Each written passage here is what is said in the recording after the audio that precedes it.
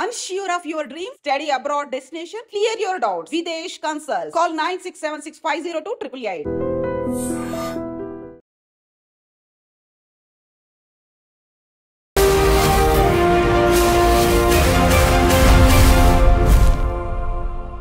నమస్తే, welcome to I dream social spotlight with Kavitha. H1B visa వచ్చింది, అమెరికాకు వెళ్ళిపోయాము అని చాలామంది సాఫ్ట్వేర్ ఎంప్లాయీస్ సంబరపడుతున్నప్పుడు అమెరికాలో ట్రంప్ వచ్చిన తర్వాత కొన్ని రకాల ఎగ్జిక్యూటివ్ ఆర్డర్స్ వస్తే మన వాళ్ళు భయపడడం స్టార్ట్ చేశారు. దీంతో పాటుగా ఇక్కడ ఉన్నటువంటి పేరెంట్స్కి, పార్ట్నర్స్కి, అక్కడే సెటిల్ అయినటువంటి ఫ్యామిలీస్లో కూడా కొన్ని రకాల భయాందోళనలు ఉన్నాయి. వాటికి సంబంధించి క్లారిఫికేషన్ కోసం ప్రస్తుతం మనతో పాటుగా ఉన్నారు ప్రముఖ అంతర్జాతీయ న్యాయవాది డాక్టర్ కావేటి శ్రీనివాస్ గారు. సార్ నమస్తే. నమస్కారం. సో H1B వీసా వచ్చింది, చాలా ఆనందంగా వెళ్ళిపోతాము, అక్కడే సెటిల్ అవుతున్నాము ఇవన్నీ అనుకుంటారు. బట్ సడన్గా ట్రంప్ వచ్చిన తర్వాత వచ్చినటువంటి ఎగ్జిక్యూటివ్ ఆర్డర్స్ ఒక్కసారి మా కలలు, మా ఆశలు అన్నీ పోయాయే, డిస్ట్రాయ్ అయిపోయాయి అనేటువంటి ఒక ఫీల్లో ఉన్నారు కదా. యాక్చువల్గా ఏం జరుగుతుంది, వాళ్ళని ఎలా అవేర్ చేయాలి, ఎడ్యుకేట్ చేయాలంటారు? ఫస్ట్ ఆఫ్ ఆల్ మనం అర్థం చేసుకోవాల్సింది ఏంటంటే H1B వర్కర్స్ వీళ్ళంతా నాన్ ఇమిగ్రెంట్ వర్కర్స్. వాళ్ళకు మొదటిసారి 3 years వస్తుంది H1B, మళ్ళీ సెకండ్ ఎక్స్టెన్షన్ ఒక 3 సంవత్సరాలు వస్తుంది. టోటల్గా 6 years అండి. ఇప్పుడు ఈ 6 years లోపల కంపెనీ వాళ్ళు, ఎంప్లాయర్స్ వాళ్ళ గ్రీన్ కార్డ్ స్పాన్సర్ చేయాలి. ఇక్కడ ఏంటంటే మనకు కోటా సిస్టమ్ అనేది ఉంది. ఎందుకంటే 70 to 80% మళ్ళీ టెక్నాలజీ వర్కర్స్ అంతా మళ్ళీ మన ఇండియన్సే. మళ్ళీ అక్కడికి వచ్చి MS చేసిన వాళ్ళు, లేకపోతే ఇక్కడి నుంచి H1లో చేసుకొని వచ్చిన వాళ్ళు, మన ఎంప్లాయర్స్ కూడా సాఫ్ట్వేర్ కన్సల్టింగ్ కంపెనీస్ వాళ్ళు కూడా 82% మన వాళ్ళే రన్ చేస్తారు. సో ఏదన్నా ఎగ్జిక్యూటివ్ ఆర్డర్ వచ్చినా, ఏదన్నా మార్పులు చేర్పులు ఇమిగ్రేషన్ లాలో వచ్చినా మన ఇండియన్స్కు, మన H1B వర్కర్స్కే ఎఫెక్ట్ అవుతాయి. ఫస్ట్ ఆఫ్ ఆల్ ట్రంప్ గారు వచ్చిన తర్వాత ఏమేమి మార్పులు తెచ్చారు?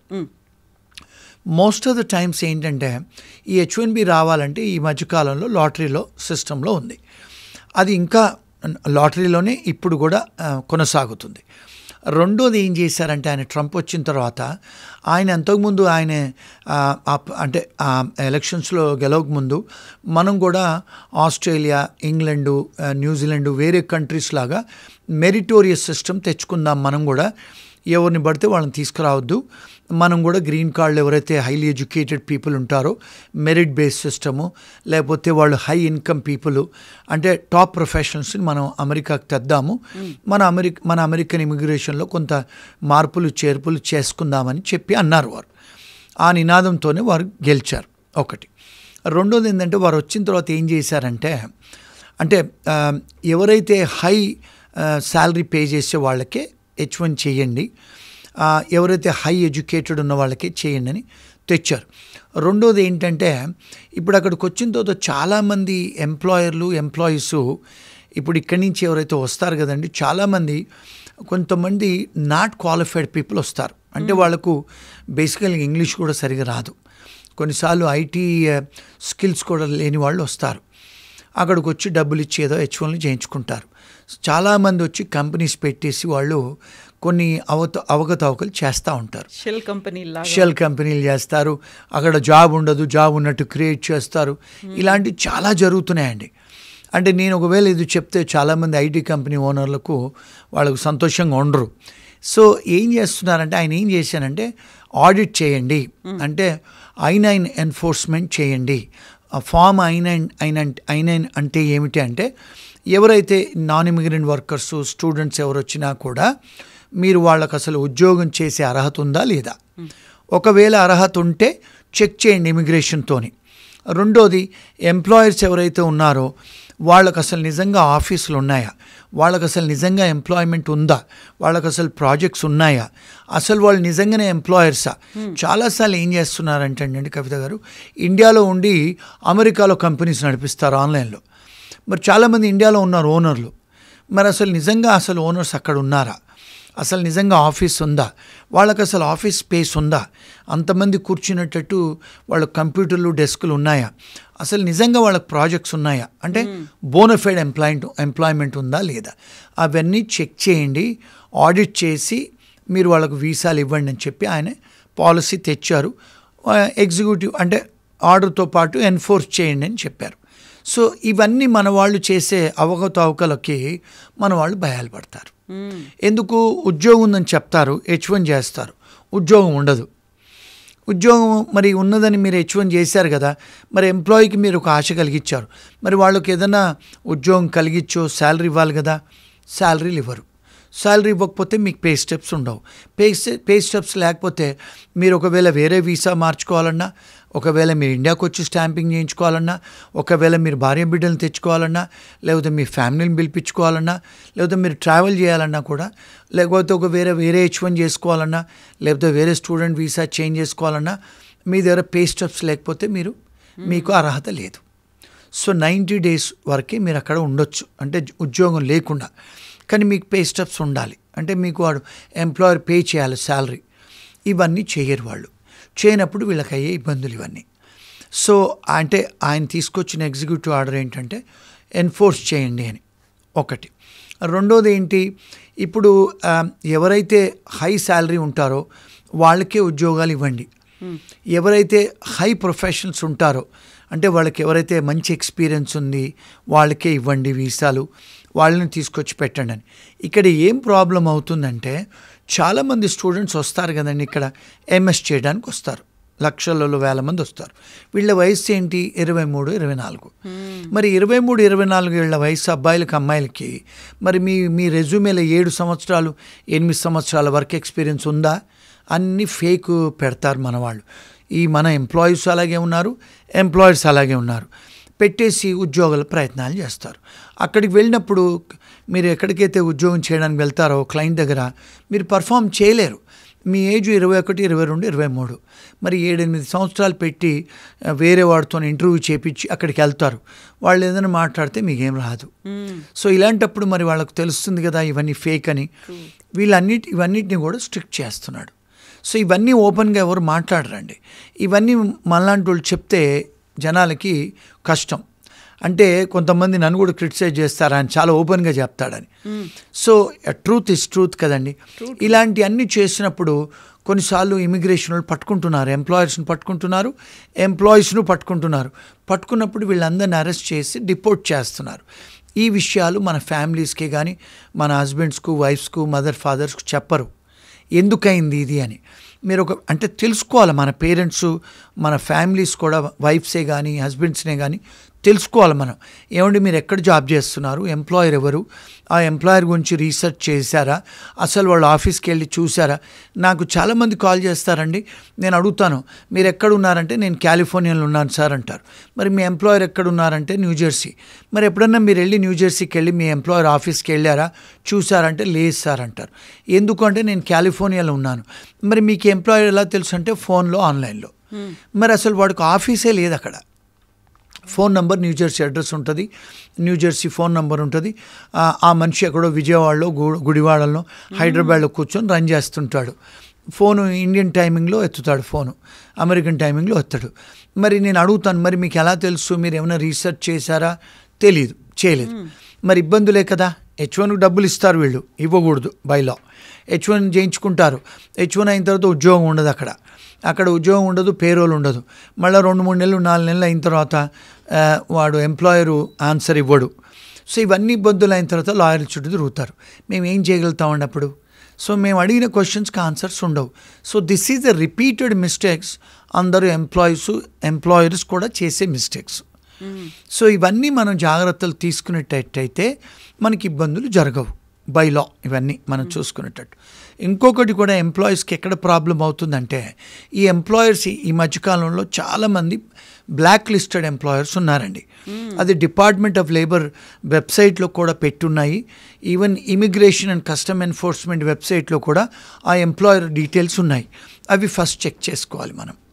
రెండోది, మనకు డిపార్ట్మెంట్ ఆఫ్ స్టేట్ అని ఎక్కడైతే ఇండియాలో మనకు కంపెనీస్ రిజిస్ట్రేషన్ ROC అని ఉంటుంది, రిజిస్ట్రేషన్ ఆఫ్ కంపెనీస్ అని. ఎవరైనా కంపెనీస్ గురించి మనం ఆన్లైన్కి వెళ్ళి రీసెర్చ్ చేసుకోవచ్చు. అదేవిధంగా కూడా మీరు అమెరికాలో కూడా రీసెర్చ్ చేసుకొని అసలు ఈ కంపెనీస్ ఎప్పుడు రిజిస్టర్ అయ్యాయి, అసలు వీళ్ళకు ట్యాక్స్ రిటర్న్స్ ఉన్నాయా, అసలు ఓనర్ ఎవరు, ఓనర్ గ్రీన్ కార్డ్ హోల్డరా, సిటిజనా, లేకపోతే ఇండియాలో కూర్చొని రన్ చేస్తున్నాడా, లేకపోతే ఒక స్టూడెంట్ కంపెనీ పెట్టి నడిపిస్తున్నాడా, ఒక H1B మ్యాన్ కంపెనీ పెట్టి నడిపిస్తున్నాడా, ఇవన్నీ రీసెర్చ్ చేసుకోవాలండి. ఎంటైర్ డీటెయిల్స్ ఉంటాయి, ఆన్లైన్లో ఉంటాయి అన్నీ. రీసెర్చ్ చేసుకోవాలి. మీరు చేసుకుంటే మీరు ఇవన్నీ జాగ్రత్తలు తీసుకోవాలి. H1B వర్కర్స్ ఈ మధ్యకాలంలో ఏమవుతుందంటే ఒక 4-5 సంవత్సరాల నుంచి ఈ ఎంప్లాయర్స్ 2-3 H1 ఫైల్ చేస్తున్నారు ఒక మనిషికి, 2-3 కంపెనీస్ పెట్టి. ఇమిగ్రేషన్ వాళ్ళు ఎన్ఫోర్స్మెంట్ చేసి ఆ ఎంప్లాయర్స్ను బ్లాక్ లిస్ట్ చేస్తున్నారు, ఎంప్లాయర్స్ మీద కేసులు పెడుతున్నారు, క్రిమినల్ కేసులు. ఆ ఎంప్లాయీస్ మీద కూడా వీసా రద్దులు చేసి వాళ్ళకి డిపోర్ట్ చేస్తున్నారు, వాళ్ళ మీద కేసులు పెడుతున్నారు. మరి ఎవరు తప్పండి? మనది కూడా తప్పు ఉంది కదా. So we have to do all these research. అవన్నీ వీసా రద్దులు అయిన తర్వాత కంపెనీ క్లోజ్ అయిపోతుంది. వాళ్ళు ఏమంటారు, మేము కంపెనీ క్లోజ్ చేస్తున్నాము, మేము మీకు ఏ డాక్యుమెంట్స్ ఇవ్వలేము, పేరోల్ ఇవ్వలేము, మేము ఎలాంటి H1B సంబంధించిన డాక్యుమెంట్స్ ఇవ్వలేనని చెప్తారు. అలాంటి జరిగినప్పుడు మరి మేము ఏం చేయగలుగుతాం వాళ్ళకి?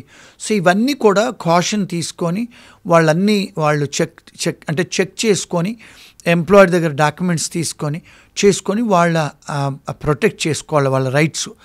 ఇవన్నీ కూడా ఆయన ఎన్ఫోర్స్ చేయమని చెప్పి ఎగ్జిక్యూటివ్ ఆర్డర్లు తెస్తున్నారు. మరి ఆయన దగ్గర అడ్వైజర్స్ ఇస్తున్నారు, మన ఇండియన్సే ఆయన దగ్గర అడ్వైజర్స్ ఇస్తున్నారు, ఆయన అలాంటి పాలసీస్తో వస్తున్నారు. సో ఇవన్నీ అండి H1B వాళ్ళకుండే ఇబ్బందులు, వాళ్ళు తీసుకోవాల్సిన రెమెడీస్. నాట్ ఓన్లీ ఇండియన్స్, ఎవరికైనా ఇదే రూల్స్ అనేవి ఆయన ఇంప్లిమెంట్ చేస్తున్నారు కాబట్టి మనం ఏదో తప్పు చేస్తున్నాం, మనల్నే పంపిస్తున్నారు అని కాదు. కాకుంటే అక్కడ ఏమవుతోంది అనేది ఫస్ట్ అర్థం చేసుకొని ప్రాపర్ వేలో వెళ్తున్నామా లేదా అది మాత్రం తెలుసుకుంటే చాలు. ఎస్, అబ్సల్యూట్లీ ఎస్ అండి. ఇంకొకటి ఏంటంటే మన వాళ్ళు చాలాసార్లు కూడా బికాజ్ ఈ టెక్నాలజీ వర్కర్స్ అండి, మన వాళ్ళు మాకు కూడా లాయర్స్ మేము డిస్కస్ చేసుకుంటాం. ఎవరైతే క్లయింట్ టెక్నాలజీ వర్కర్ వచ్చినంటే మాకు కొంచెం ఇబ్బందే వాళ్ళకి అడ్వైజ్ ఇవ్వటం. ఎందుకంటే వీళ్ళు ఏం చేస్తారు, చాట్ జీపీటీలో గూగుల్లో సెర్చ్ చేస్తారు. ఆ సెర్చ్ చేసిన ఇన్ఫర్మేషన్ తీసుకొని వాళ్ళు అడ్వైజులు ఇచ్చుకుంటారు. నాకు మొన్న ఒక క్లయింట్ కాల్ చేసింది, నాకు ఆమె చాట్ జీపీలో ఏదైతే అడ్వైజ్ వచ్చిందో అది నాకు చెప్తుంది ఆమె. నేనన్నా, అమ్మ నేను ఆర్టిఫిషియల్ ఇంటెలిజెన్స్లో PhD చేశాను, నువ్వు చాట్ జీపీలో చదివి నాకు చెప్తున్నావు కదా అంటే, సార్ మీకు ఎలా తెలుసు సార్, నేను చాట్ జీపీటీలో చూసి మిమ్మల్ని అడుగుతున్నాను, నాకు అందులో వచ్చినాయి మీకు చెప్తున్నాను అంటుంది. అమ్మ చాట్ జీపీటీలు లేకపోతే గూగుల్ ఇవన్నీ ఇన్ఫర్మేషన్ ఎవరో మీలాంటి డేటా వాళ్ళు ఇన్పుట్ చేస్తేనే వస్తుందమ్మా, అది లా కాదు, ఇన్ఫర్మేషన్ కాదు. Seek advice from competent immigration లాయర్లు. ఎందుకంటే ఇమిగ్రేషన్ లాయర్లు ఎవరైనా కూడా అండి, కవిత గారు అమెరికాలో, ఇంగ్లాండ్లో, ఆస్ట్రేలియాలో, న్యూజిలాండ్లో, కెనడాలో లాయర్లు అవ్వాలంటే 8 కోట్లు ఖర్చు పెట్టాలండి. లాయర్ అవ్వాలంటే 8 కోట్లు. మళ్ళీ అంటే మీకు 97-98% మీకు స్కూల్లో కాలేజీలలో మీకు 97-98% ఉంటేనే స్కోరింగ్ ఉంటేనే మీకు లా స్కూళ్ళల్లో స్కూల్ అడ్మిషన్ దొరుకుద్దండి. మళ్ళీ ఇక్కడి నుంచి వచ్చిన IT స్టూడెంట్స్ లాగా కాలేజీలు పోకుండా ఆన్లైన్లో చదువుకొని దొంగ రెజ్యూమేలు పెట్టి దొంగ అసైన్మెంట్ చేసి ఏదో 10,000 5,000 ఫీజులు కట్టి పాస్ అయ్యే టైప్ ఉండదండి లాలో. అమెరికాలో, ఇంగ్లాండ్లో, ఆస్ట్రేలియాలో, కెనడాలో క్లాసుకు వెళ్ళాలి, 8 లక్షలు to 12 కోట్లు ఖర్చులు పెట్టి చదువుకోవాలి, అందుకనే లాయర్లు అవుతారు. మరి వీళ్ళు లోన్లు తీసుకొని చదువుకుంటే లాయర్లు మరి వీళ్ళు ఎక్కడి నుంచి సంపాదిస్తారండి? అందుకని క్లయింట్స్ మీద సంపాదిస్తారు. ఒక్కొక్కడికి 10-20 సంవత్సరాలు వాళ్ళకు లోన్స్ ఉంటాయి. అందుకని వాళ్ళు క్లయింట్స్ దగ్గర $350 to $400-500 తీసుకొని వాళ్ళు ఫీజులు కట్టి మరి వాళ్ళకు జీతాలు ఇవ్వాలి, ఆఫీసులు నడపాలి కదా. వీళ్ళు ఏమంటారు, ఎందుకు సార్ మీరు అంత ఎక్స్పెన్సివ్ అని. మరి నేను కూడా 4 దేశాలలో చదువుకొని కోట్లు ఖర్చు పెట్టుకొని ఈరోజు లా ప్రాక్టీస్ చేస్తున్నాం. మరి ఫ్రీగా చెప్పలేం కదండి. ఎవరికైతే ఎక్స్పీరియన్స్ ఉందో, ఎవరికైతే ట్రాక్ రికార్డ్ ఉందో వాళ్ళని అథెంటిక్ అని నమ్మి వెళ్తే వాళ్ళకి కావాల్సినటువంటి సజెషన్స్ తీసుకుంటే సరిపోతుంది. కరెక్ట్ అండి. లేకపోతే మీలాంటి iDreamలో వచ్చిన వీడియోలు చూస్తే చాలామందికి ఫ్రీ ఉచిత సలహాలు దొరుకుతాయి. ఎస్. సో కావేటి శ్రీనివాస్ గారిని మేము ఇప్పుడు ఎందుకు ఇంటర్వ్యూ చేస్తున్నాము అంటే, he gives that authentic information. దాన్ని ప్రాపర్ వేలో ఎలా అప్రోచ్ అవ్వాలి, ప్రొసీజర్స్ ఏముంటాయి, what to do, what not to do అనేది ఉంటాయి. కాబట్టి అవన్నీ క్లియర్గా చెప్తారని. Thank you so much Srinivas. Thank you.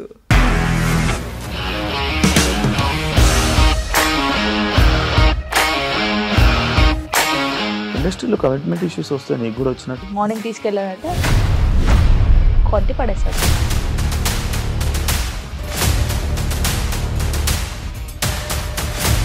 ఒక్కళ్ళు కూడా చూడలేదు ఈ సినిమా అని చెప్పడానికి కూడా చాలా ధైర్యం కావాలి. అది నిజం కదా, దాంట్లో ధైర్యం ఏంటి? ఇది నెక్స్ట్ డే ప్లేట్ మార్చేస్తే తప్పు కదా. As of now we are comfortable this అని నేను అనుకుంటున్నాను. రష్మిక గారిది మీది ఒకే ఊరు అంట కదా.